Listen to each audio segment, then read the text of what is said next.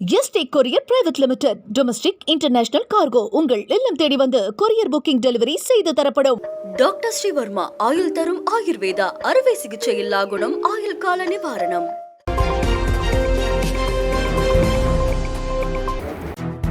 பிரதமர் நரேந்திர மோடியின் வெளிநாட்டு பயணம் அறிவிக்கப்பட்டிருக்கிறது. அதன்படி அவர் இன்று பயணத்தை தொடங்குகிறார். கனடா, மத்திய தரைக்கடல் நாடுகளான சைப்ரஸ் மற்றும் குரேஷியா நாடுகளுக்கு பிரதமர் பயணம் மேற்கொள்ள உள்ளார். காலிஸ்தான் விவகாரத்தில் கனடா உடனான உறவு முறிந்த நிலையில் அங்கு புதிய அரசு பதவியேற்றதும் செல்லும் பிரதமர் G7 மாநாட்டில் இந்தியா சார்பில் பங்கேற்கிறார்.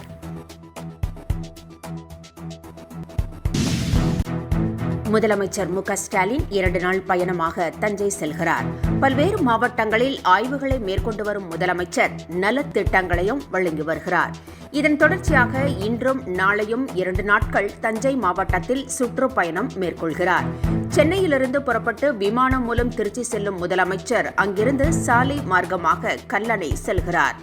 4 மணிக்கு கல்லணையிலிருந்து டெல்டா பாசனத்திற்கு தண்ணீரை முதலமைச்சர் திறந்துவிடுகிறார்.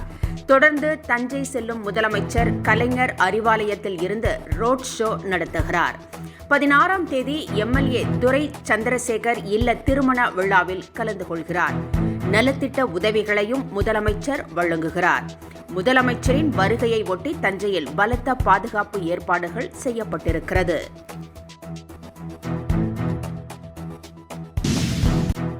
சட்டமன்ற தேர்தலில் முதலமைச்சருக்கு வெற்றியை அன்பளிப்பாக வழங்க சூளுரை ஏற்போம் என அமைச்சர் சேகர் பாபு தெரிவித்திருக்கிறார். சென்னையில் நடைபெற்ற திமுக பொதுக்கூட்டத்தில் கலந்து கொண்டு பேசிய அவர், மக்களின் ஆரவாரமும் மகிழ்ச்சியும் இருக்கும் ஒரே இடம் திமுக நடத்தும் கூட்டங்கள்தான் என கூறியுள்ளார். 2026ஆம் ஆண்டு சட்டமன்ற தேர்தலில் 2வது முறையாக பதவியில் அமர இருக்கும் முதலமைச்சருக்கு சென்னை கிழக்கு மாவட்டத்தின் 6 சட்டமன்ற தொகுதிகளில் வெற்றி பெற்று அதை பரிசாக அளிப்போம் என்று அமைச்சர் சேகர் பாபு கூறியிருக்கிறார். தமிழக வெற்றிக் கழகத்தின் உறுப்பினர் சேர்க்கை 1.5 கோடியாக உயர்ந்திருக்கிறது என தெரிவிக்கப்பட்டுள்ளது.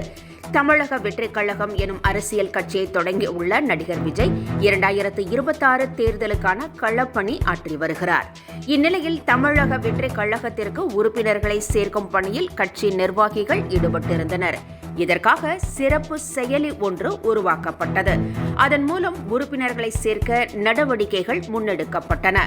1 கோடி உறுப்பினர்கள் என்ற இலக்குடன் பயணித்த தமிழக வெற்றிக் கழகம் தற்போது 1.5 கோடி உறுப்பினர்கள் என்ற இலக்கை அடைந்துள்ளது.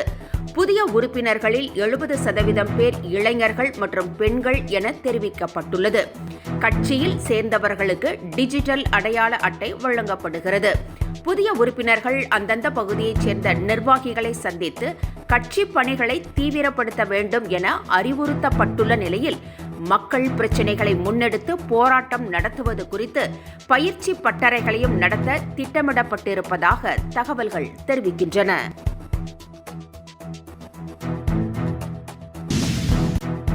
கேவி குப்பம் எம்எல்ஏ ஜெகன் மூர்த்தியை கைது செய்வதற்காக போலீசார் சென்றபோது அவரது ஆதரவாளர்கள் தடுத்ததால் பரபரப்பு ஏற்பட்டது.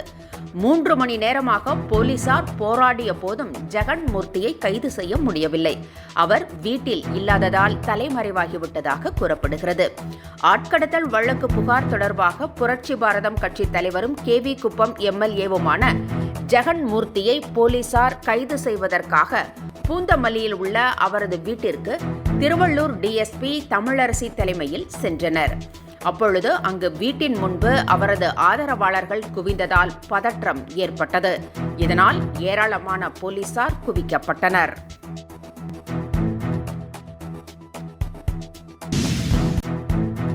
எதிர்க்கட்சிகளை அச்சுறுத்தும் நடவடிக்கையில் திமுக அரசு ஈடுபட்டுள்ளதாக இபிஎஸ் கண்டனம் தெரிவித்திருக்கிறார். இது தொடர்பாக அவர் தனது எக்ஸ் தள பக்கத்தில் புரட்சி பாரதம் கட்சியின் தலைவரும் கேவி குப்பம் தொகுதி சட்டமன்ற உறுப்பினருமான ஜெகன் மூர்த்தியை முதலமைச்சர் மு.க.ஸ்டாலின் மாடல் திமுக அரசு அரசியல் காழ்ப்புணர்ச்சியுடன் அராஜக போக்கை கையாண்டு கைது செய்ய முயற்சிப்பதற்கு கண்டனத்தை தெரிவித்திருக்கிறார். அதிமுக எப்போதும் எந்த தவறுகளையும் ஆதரிக்கப் போவதில்லை. ஆனால் மதுரை பி. சத்திரப்பட்டி காவல் நிலையத்தையே பாதுகாக்க திராணியற்ற முதலமைச்சர் அதிமுக கூட்டணி கட்சி தலைவரை மிரட்டுவதற்காக மட்டும் 500க்கும் மேற்பட்ட போலீசாரை அனுப்பியது ஏன் என்றும் இபிஎஸ் கேள்வி எழுப்பியிருக்கிறார். பட்டியலின மக்களின் குரலாக சட்டமன்றத்திலும் மக்கள் மன்றத்திலும் ஒலிக்கும் ஜெகன்மூர்த்தியை குறிவைத்து நடத்தப்படும் இந்த அரசியல் காழ்ப்புணர்ச்சி நடவடிக்கை நாளுக்கு நாள் அதிகரித்து வருவதாக குற்றம் சாட்டியுள்ள இபிஎஸ் இது திமுகவின் பயத்தையே காட்டுவதாக இருக்கிறது என்று விமர்சித்திருக்கிறார்.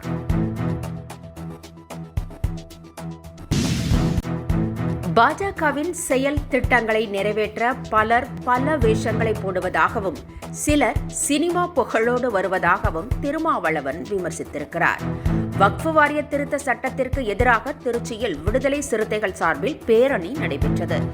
இதில் உரையாற்றிய திருமாவளவன் விசிக ஆளும் கட்சி கூட்டணியில் இருந்தபோதும் முதலில் அனுமதி மறுக்கப்பட்டதாகவும் பல்வேறு நெருக்கடிகளை தாங்கிக் கொண்டுதான் விடுதலை சிறுத்தைகள் களத்தில் நிற்பதாகவும் தெரிவித்தார். பாஜகவிற்காக வேஷம் போட்டு வருபவர்களை யாரும் நம்பக்கூடாது என்றும் அம்பேத்கரை ஏற்றுக்கொண்டவன் எவனும் விளம்பர மாயைக்கு பணிய மாட்டான் என்று குறிப்பிட்ட திருமாவளவன் அம்பேத்கர் அரசியல் என்பது வேறு, அதை அவர்களால் புரிந்து கொள்ள முடியாது என்று சாடினார். அந்த பிஜேபியினுடைய செயல் திட்டத்தை நடைமுறைப்படுத்துறதுக்கு பல பேர் பல வேஷம் போடுறாங்க. சில பேர் சினிமா புகழோடு வந்திருக்கிறாங்க. ஹீரோ என்கிற அந்த வேஷத்தோட வந்திருக்கிறாங்க. நாம எச்சரிக்கையா இருக்கணும். 2026 பாஜக ஆட்சி என அண்ணாமலை பேசியிருப்பது அவரது தனிப்பட்ட கருத்து என வானதி சீனிவாசன் கூறியுள்ளார். கூட்டணியை பொறுத்தவரை அமித்ஷா சொல்வதுதான் அதிகாரப்பூர்வ கருத்து என்றும் அண்ணாமலை பேசியிருப்பது அவரது தனிப்பட்ட கருத்து என்றும் வானதி தெரிவித்திருக்கிறார். எனவே இதை பூதாகரமாக்க வேண்டாம் என்றும் அவர் கேட்டுக் கொண்டுள்ளார். அதிமுகவுடன் பாஜக கூட்டணி அமைத்துள்ள நிலையில் மதுரை வந்திருந்த அமித்ஷா தமிழகத்தில் கூட்டணி ஆட்சி மலரும் என்று தெரிவித்திருந்தார். இது பெரும் சர்ச்சையை ஏற்படுத்தி இருந்த நிலையில் 2026 பாஜக ஆட்சி அமைக்கும் என அண்ணாமலை கூறியது அதிமுகவினரை கடும் கோபத்தில் ஆழ்த்தியிருக்கிறது.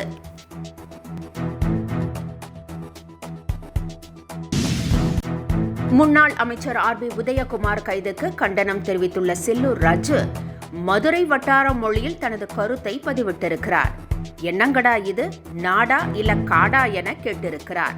தற்போது மௌன புரட்சி நடந்து கொண்டிருப்பதாகவும் மக்கள் எரிமலை போல கொதித்து போய் இருக்கிறார்கள் என்று கூறியுள்ள செல்லூர் ராஜு இந்த எரிமலை 2026 தேர்தலில் வெடித்து சிதறும் என்று கூறியிருக்கிறார்.